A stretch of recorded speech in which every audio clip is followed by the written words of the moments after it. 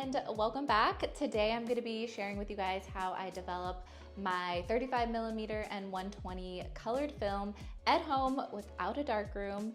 It's super easy. I've been doing it now for about a year and a half, and I am by far not an expert, but I have developed every single roll within that year and a half. So I feel like I've learned some things, and I'm super happy and excited to share those tips and everything that I've learned with you guys. And yeah, let's just get into it.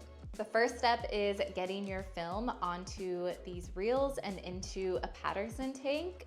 And you have to do this in complete darkness. And in order to achieve that without a dark room, you are going to need a dark bag. And these bags allow you to change your film in complete darkness without exposing it to any light.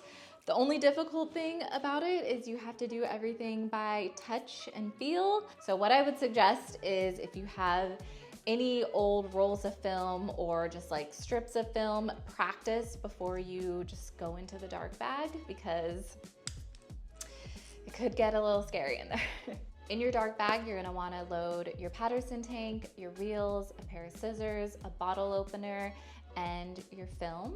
I'm gonna show you guys how I do this outside of the light so you can kind of have a feeling of how to do it, but all this has to be done in the darkness, so remember that. For 35mm, I use a bottle opener and I pry open the canister, take the film out, and then you have to cut the leader to where the film is flat, and make sure you didn't cut into any of the sprockets, because these reels have these little balls at the end, and if the sprockets are kind of exposed a little bit, it won't slide on as smoothly. I have found it easier with these plastic reels that have these bigger tabs at the end, because then you can just feel how the film is going on, if it's going on smoothly, and then once it goes over those little balls, you are good to wind up the rest of your film to get it onto the reel. The same thing goes for 120 film. You just have to make the reels a little bit bigger. They adjust to a 120 size,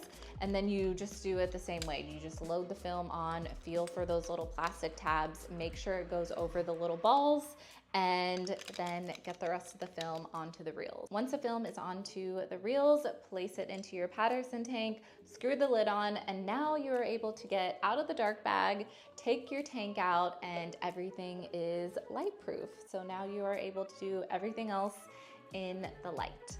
When developing C41 colored film, you do need to get your chemistry up to 102 degrees, your developer and your Blix, your fixer.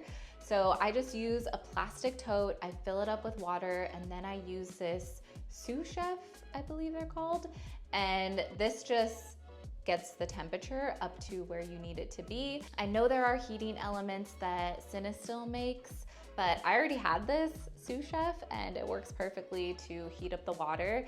Oh, and a little tip that I have learned is I place a humidifier into the bathroom where I'm going to dry my negatives at, and I feel like the humidity just makes it to where no dust will stick onto the negatives. So I make sure to do this before I start developing so the bathroom gets nice and humid. That's just like a little tip. I don't know if it works, but that's just what I do. So for developer, you just pour the developer into the tank. Developer takes 3.5 minutes.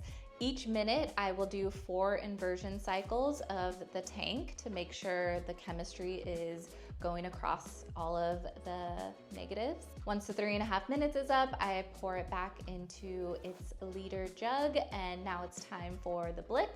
And then it's the same process, except for the Blix is 6 minutes. I know Cinestill, I believe the Blix, you do it for 8 minutes. Each chemistry brand is different, but the one I'm using right now is 6. So I just do the same thing like the developer. After each minute, I do inversion cycles of 4. And after the time is up, I pour it back into its jug, and then it is time to wash all the chemistry off. I make sure the water is at 102 degrees, and I just let it run consistently for 3 minutes. After the 3 minutes is done, dump the water out, and now it is time for your stabilizer. And you run that through the film for 1 minute, dump it back because it can be reused. Once that is done, I bring my tank into my bathroom and hope for the best.